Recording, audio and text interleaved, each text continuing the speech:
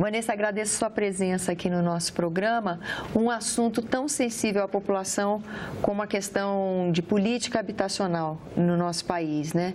Podia dar para nós, para a gente começar, sendo pesquisadora do IPEA, um quadro geral do que é a questão do déficit habitacional no nosso país? Sim. Qual que é o problema? O problema é que a habitação ela é um bem caro. E nós temos uma grande parcela da população que tem a renda baixa. Então, nas grandes cidades, principalmente o preço da terra faz com que a habitação seja tão caro que a pessoa não consiga pagar. A grande parte da renda da população de baixa renda não consegue pagar uma habitação digna, principalmente nas grandes metrópoles. Então, isso acaba gerando soluções que põem em risco a vida das pessoas. As pessoas ocupam os morros, onde tem risco de desastres naturais, ocupam, como aconteceu em São Paulo, prédios ociosos, não da melhor maneira possível, pondo em risco as suas vidas. E muitas vezes também vão para a periferia das cidades, onde você tem terrenos que não têm acesso ao saneamento e fica muito longe da cidade, gasta muito tempo nesse transporte público indo e vindo e fica longe das oportunidades que existem na cidade, tanto de emprego quanto de acesso à cultura, educação, que afeta muito a capacidade de mobilidade espacial, mobilidade social dessas famílias, né? Muitas vezes você vai para uma cidade grande porque você quer melhorar de vida e aí fica cada vez mais difícil. Quais são as estratégias que se pensa para solucionar o problema? As estratégias, elas mudam muito de um governo para outro? Não, as grandes estratégias não tem erro. Ou você suplementa a renda das pessoas que têm renda baixa para que elas consigam comprar uma unidade, né? Ou seja, você dá um subsídio. Ou, o que foi muito feito no passado, o próprio governo produz unidades habitacionais para conseguir abrigar todas as pessoas que precisam. Subsidiar por exemplo, o Minha Casa Minha Vida? O Minha Casa Minha Vida é uma estratégia nesse sentido. A faixa 1 do Minha Casa Minha Vida, que é até 3 salários mínimos, 90% é financiamento, é subsídio do governo para as famílias. Como é que acontece a relação entre os entes federativos, União, Estado e Município, na gestão desse problema ou dessa questão que é a política habitacional, né? Esse é um grande complicador do problema, porque o conhecimento local ele é muito importante para você fazer uma solução que realmente funcione. Então, a execução da política é sempre de cunho muito local, mas perpassa todos os níveis, as esferas, e o governo federal tem um papel importante. A legislação brasileira é muito boa, ela é muito elogiada na ONU, o Estatuto das Cidades, o fato de ter na Constituição Federal a moradia como um direito humano sempre foi muito elogiado, e isso está dentro do âmbito do governo federal. Então, o governo federal tem o papel de dar esse apoio para as prefeituras, para que eles tenham capacidade de fazer uma política urbana que seja realmente efetiva. Pegando aqui esse gancho da nossa legislação tão elogiada, né? O Estatuto e a Constituição, a maneira como a Constituição trata a questão habitacional. Bom, isso é um indicativo de que política habitacional é uma questão de Estado e não de governo? Sem dúvida, sem dúvida. Eu acho que o tamanho do problema, né? A dimensão do problema da questão habitacional, a dimensão da quantidade de recursos que são necessários para conseguir fazer frente a esse problema. Mas aí existem dois problemas: o problema urbanístico e habitacional e o problema do pacto federativo, qual é o papel de cada ente, como que se dá a distribuição dos recursos entre cada um dos entes. A gente sabe que o Brasil está precisando repensar também o seu pacto federativo. Então, o problema urbano está inserido nesse outro problema do pacto federativo. E dessa perspectiva, o que seria o ideal dentro do pacto federativo?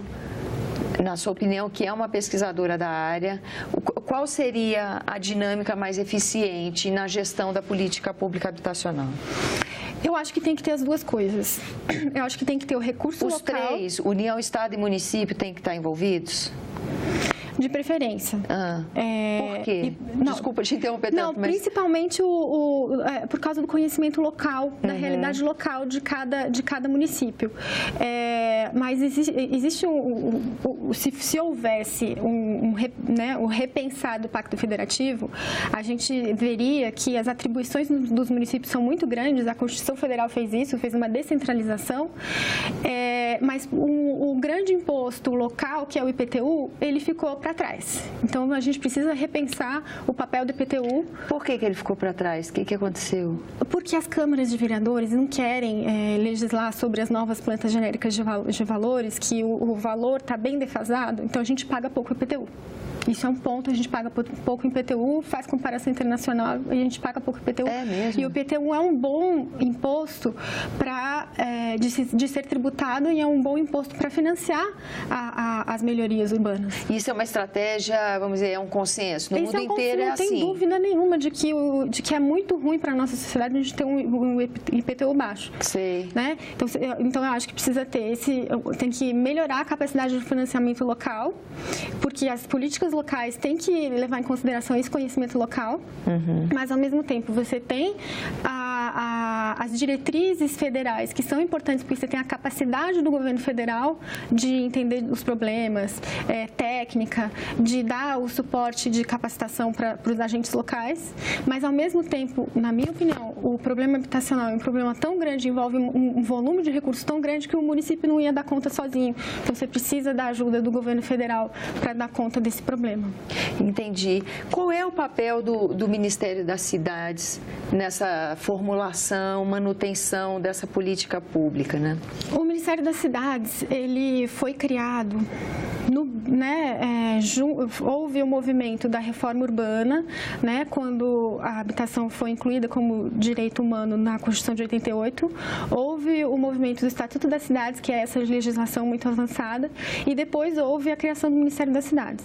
Então, o Ministério das Cidades propõe uma série de políticas urbanas que são avançadas, que lidam com a complexidade da realidade urbana, mas ele foi atropelado pela proposta do Minha Casa Minha Vida, que, na verdade, até nasceu na Casa Civil como um programa anticíclico de estimular a economia. Mesmo assim, ele foi importante porque a gente tem um passivo social na área urbana muito grande, né? Ninguém duvida de que as cidades estão precisando Não estão resolvendo essa questão, né? Não estão resolvendo essa questão. Tem congestionamento, tem violência, tem uma série de problemas urbanos que estão cada vez aumentando mais. E o Ministério das Cidades, nos últimos anos, investiu um montante de recursos em termos de infraestrutura urbana que não tinha sido investido há muito tempo. E que, então, é um papel importante.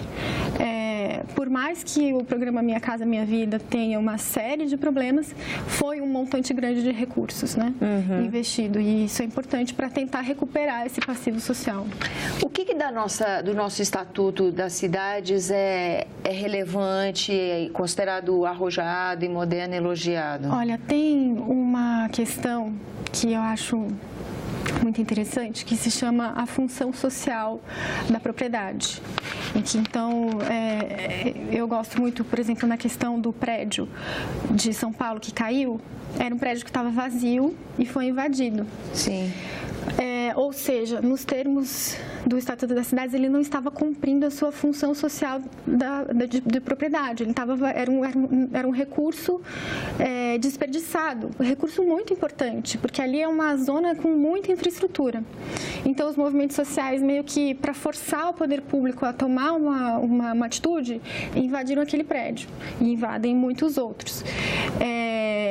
Então, o Estatuto coloca algumas maneiras de tentar fazer com que os imóveis cumpram essa função social da propriedade. No caso, seria, por exemplo, o IPTU progressivo, você aumentar a alíquota de IPTU daquele imóvel até que fique inviável você manter aquele imóvel vazio e você dê algum uso para ele. Mas, assim, só para ilustrar, é um conceito arrojado, mas que não conseguiu ser implementado, muito menos na capilaridade dos municípios. Em São Paulo, você já começou a tentar aplicar esse instrumento, mas você vê que não deu certo, tanto que caiu o prédio. Mas nos municípios menores, com menos capacitação, aí que fica mais difícil ainda. E há uma reflexão sobre isso? Como melhorar, como viabilizar a implementação do Estatuto? Sim, porque já faz 15 anos do Estatuto, então toda a comunidade acadêmica e mesmo os gestores públicos, eles têm a consciência de que alguma coisa tem que ser feita para conseguir implementar esses ideais que são tão arrojados, que são tão elogiados, mas que a gente ainda não conseguiu fazer eles chegarem no município. Né? E até mesmo o Ministério das Cidades teria um papel em o que fazer para conseguir chegar no nível do município. Eu várias vezes pergunto em política pública de Estado, de governo, porque eu observo que a questão da moradia, ela tem um apelo, obviamente, muito grande para qualquer cidadão de um país, não é? E que me dá a impressão que aqui no país, muitas vezes, isso fica não fica evidente, não fica claro que a habitação tem que ser uma política de Estado. Parece que essa é uma política muito sensível à troca de governo. Como é que a gente explica isso? A gente explica porque aí o governo, a política habitacional mesma só muda o nome da política, né? De morar melhor para morar bem, muda o nome em Singapura, em São Paulo. O nome da política, o nome fantasia, né? Que é puro marketing, é o mesmo, muda, mas a política é a mesma. Eu acho que, idealmente, né, isso vai mudar quando os cidadãos tiverem consciência dos seus direitos e começarem a se envolver mais na política. Então, em termos de urbanismo e política urbana, inclusive, foi um dos avanços do Estatuto das Cidades, a garantir que houvessem várias instâncias participativas envolvidas no planejamento urbano. E isso está sendo possível, está sendo viável, está sendo viabilizado? Isso está sendo viabilizado. Isso foi um legado muito legal dessa era de Ministério das Cidades. Né? Tem o Conselho das Cidades, ter planos diretores que de preferência sejam participativos, mas todos os municípios tiveram, acima de 100 mil habitantes, tiveram que fazer planos diretores e as pessoas, e tem que ter audiência, então as pessoas têm que se envolver na discussão do plano diretor, né? Fora do âmbito urbanístico, mas o orçamento participativo, né? Se as pessoas tiverem mais transparência nos gastos municipais e locais, elas vão se envolver mais na vida pública, na vida urbana, vão saber mais do que está acontecendo, vão exigir mais, né, do administrador público. Então, eu acho que a pessoa deve entender que ela tem mais autonomia sobre esse processo todo. Eu acho que o caminho tem que ser esse, né? Nós, cidadãos, a gente tem que ter consciência de que a gente tem que procurar esses caminhos de como nos envolvermos. A área urbana, ela porque, como veio dessa parte do movimento de reforma urbana, foi daí que foi criado o Estatuto das Cidades, foi daí que foi criado o Ministério das Cidades. Já tem uma articulação social nisso, sempre, né? Teve nesse muito processo, grande, né? sempre teve muito grande. Então, isso tem que ser de Estado, isso não pode ser de governo. Né? Não faz sentido isso ser de governo. Isso é cidadania, não é? Exercício de cidadania. Não é uma postura, não é uma postura política, não é você ser de esquerda, você ser de direita, é você ser cidadão, você participar da política, você participar do planejamento urbano da sociedade. Né? E nesse ponto a moradia tem um apelo, né? Porque primeiro o cidadão está muito legitimado para falar, ele entende muito bem da área que ele ocupa. Exatamente, né? Ele tem que ser ouvido. Ele tem que ser ouvido. E é ele que vai usar e ocupar, continuar sendo ele quem ocupa, quem usa mesmo, né? Senão, quando a gente foi estudar lá lá, o Complexo do Alemão, que fizeram o teleférico, que foi uma coisa que saiu cara pra caramba, nas primeiras vezes que a gente ouvia para as pessoas falavam, isso não vai funcionar, porque as estações do teleférico iam de topo de morro em topo de morro, e eles falavam, ninguém vai querer subir o morro para chegar na estação para pegar o teleférico, todo mundo prefere descer o morro. Era uma coisa óbvia, era só ter ouvido as pessoas. Mas é quem usa, exatamente, é quem usa. Mas ninguém ouviu as pessoas. Eles não achavam, vai ficar lindo botar um teleférico aqui. Botaram um teleférico lá, gastaram um monte de dinheiro, não funciona. O que seria importante para os cidadãos observarem nesses debates que nós vamos ter daqui para frente, até que a gente tenha a oportunidade de escolher os próximos dirigentes, o que é importante estar presente na discussão? O que é questão que o cidadão tem que ficar atento no que diz respeito à habitação? Eu não sei se os candidatos vão deixar claro as suas propostas com relação ao tema, porque aquilo que eu falei no começo, né? Grande parte da população não tem renda suficiente para comprar uma casa. Então, não é questão de favor. Não é questão que você está fazendo um favor para aquela pessoa. Né? É uma questão de realmente direito humano. Atender a um direito constitucional. Uma condição básica. Né? Lógico que está tudo interconectado, então é um problema da desigualdade de renda do país, sem dúvida. Mas você não pode esquecer dessa parte, ou seja, você está dando subsídio para a população, não é porque você é bonzinho, porque você quer voto. Pode ser, mas o fato é que as pessoas precisam, senão elas não vão conseguir morar. E aí, como é que você vai resolver o problema de tantas pessoas que estão morando em área de risco e vai chover e vai deslizar e vai cair todos aqueles barracos? Né? Como é que você faz o problema das pessoas que moram na periferia, vai trabalhar no centro, as crianças pequenas ficam largadas na periferia, a Deus dará, né? Ou seja, tipo, você tem que ter isso na cabeça, você não pode esquecer, né? Porque é muito fácil você falar assim, não, eu trabalhei tanto para comprar minha casa, por que eu vou dar uma casa para o pobre? Manda ele trabalhar. Só que, entendeu? Você tem que ter muita consciência de que realmente a moradia é um bem caro e que grande parcela da população não tem como pagar. Eu agradeço a sua presença aqui conosco. Obrigada.